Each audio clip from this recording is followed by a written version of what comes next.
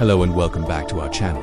Today, we're diving deep into one of the most profound and practical teachings from the Bhagavad Gita, a conversation that has guided seekers for centuries.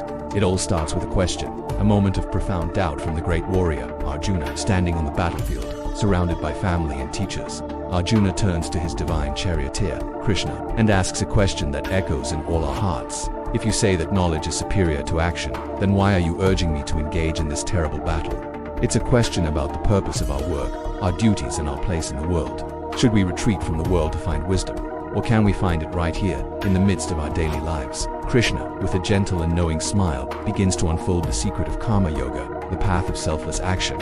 He explains that action is an undeniable law of nature. No one, he says, can remain completely inactive even for a moment. Think about it. Even when we're sitting still, our hearts are beating, our minds are thinking, our bodies are breathing. Every living being is constantly compelled to act by the very forces of nature, the gunas that make up our existence. This is a crucial point. Often we think spirituality means renouncing the world, running away from our responsibilities. But Krishna cautions against this. He says that simply giving up action without having attained true inner understanding only leads to hypocrisy and confusion. You might sit in a cave, but if your mind is still consumed by desires and attachments, what have you truly renounced? The real challenge isn't to stop acting, but to transform the very nature of our actions. This is where the revolutionary concept of karma yoga comes in. Krishna advises Arjuna and all of us to perform our duties, but without attachment to the results. The wise person acts just like everyone else, but their motivation is entirely different. They don't work for personal gain, for praise, or for rewards. They act with a sense of duty, as an offering for the greater good. This is the essence of selfless action. Imagine you're a student studying for an exam. The attached way is to worry constantly. Will I pass? What if I fail? What will others think? This anxiety clouds your mind and drains your energy. The karma yoga approach is to focus purely on the act of studying itself. You give it your absolute best. You prepare diligently, because that is your duty. The outcome, whether success or failure, is accepted with equanimity. You find freedom in the process, not just in the destination.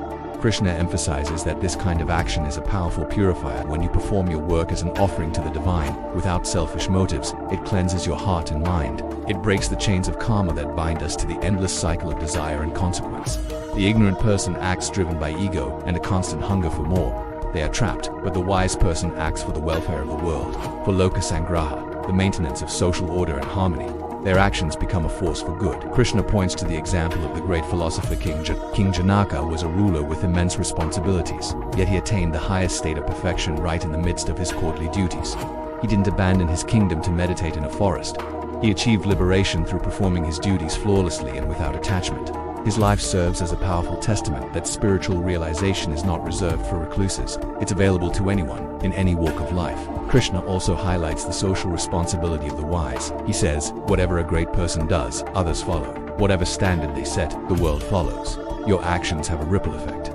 When you perform your duty with integrity, dedication, and selflessness, you inspire others to do the same. You become a leader, not by title, but by example. Therefore, for the sake of setting a positive precedent and upholding the world, one must act. So, the instruction is clear. Act without craving the fruits of your labor.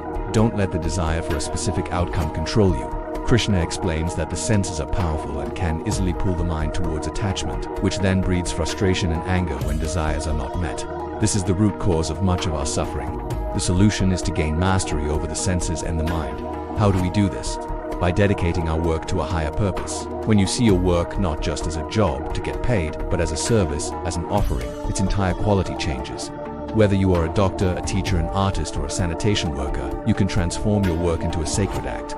Work done in this spirit of sacrifice, as a yena nourishes you in the world. Conversely, those who act only for selfish gain, Krishna says, are essentially thieves, taking from the world without giving back, and they live in bondage. This leads to one of the most profound verses in the Gita. Krishna says, he who sees inaction in action, and action in inaction, is truly wise among men. What does this paradoxical statement mean? Seeing inaction means that even while being intensely engaged in activity, the wise person remains internally still and unattached.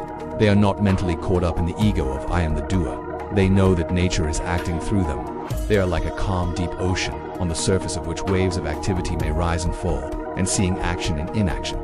This means understanding that even in apparent stillness or renunciation, subtle actions of the mind and body continue.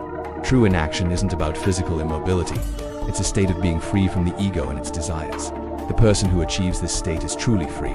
They have surrendered the sense of doorship to a higher power. They are not elated by success, nor are they dejected by failure. They remain steady, calm, and peaceful in all situations.